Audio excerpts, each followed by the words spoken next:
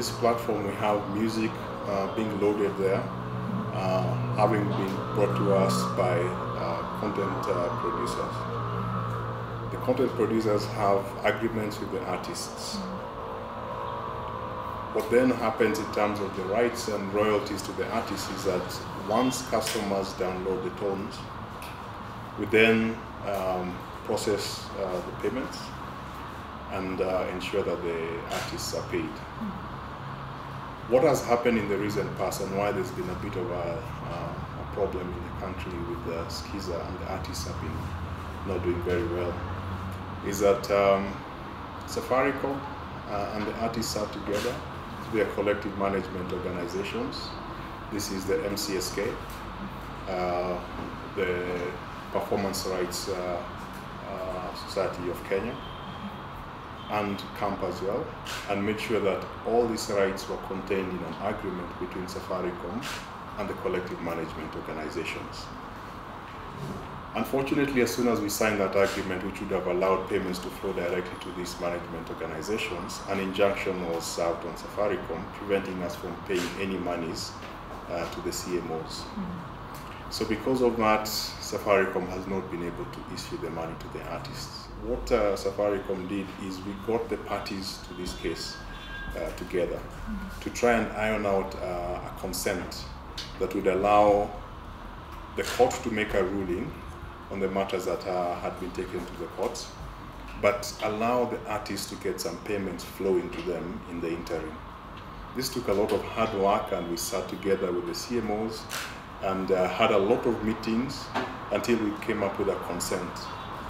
The consent was agreed to by all the parties, and it was filed in court. The consent would allow monies to be paid to the CMOs and a bit of the money to be paid to the content producers, ensuring that a lot of this money now flows directly to the artists. However, when this happened, another injunction was served on Safaricom, stopping us from paying any of the monies to the CMOs. So unfortunately today, as we speak, Safaricom is ready, willing and capable of paying the artists through their collective management organizations, but unfortunately cannot do this because apart from the initial injunction which had been placed and the consent agreed to, further injunction by two artists was obtained in a high court in Malindi and served on us. From July last year, when we signed the collective management organization agreement together with Safaricom, the payments have not been made to the collective management organizations. So that's a period of very many months. But what has happened is that we have accounted for these monies. We have notified them. There are people we're in very good speaking terms with. We've met with them here a number of times. They're aware of the monies that we're collecting. And once the court order is lifted, we'll be able to make the payment as soon as possible. At this point in time, the figure that we expect to pay to the artists is 152 million shillings. So that amount has been calculated, it has been made known to the artists. There's even a way of them checking how much it is that they would be entitled to, because the number of downloads that are made of each particular song, they can then work backwards and find out how much they would be entitled to. So all this is actually to increase transparency around this issue, and these tools have been made available to the artists. The ruling on the main matter will be delivered on the 15th of April. So we are hoping that this will put the matter to rest, and whichever way the court decides, Safaricom will be happy to abide with it and issue the monies. So one thing that would be very important in managing the creative economy in this country is to ensure that the courts are aware of what is happening in other courts. This matter was before the High Court in Nairobi. In fact, 2 cases were consolidated and were awaiting a decision. Yet it was possible for one of the litigants in that matter to go to a different High Court and get similar orders. We believe the judiciary should also have a way of making sure that the information from one court flows to another court to avoid this kind of scenario where 2 artists are able to inject payments that could have gone to over 10,000 members.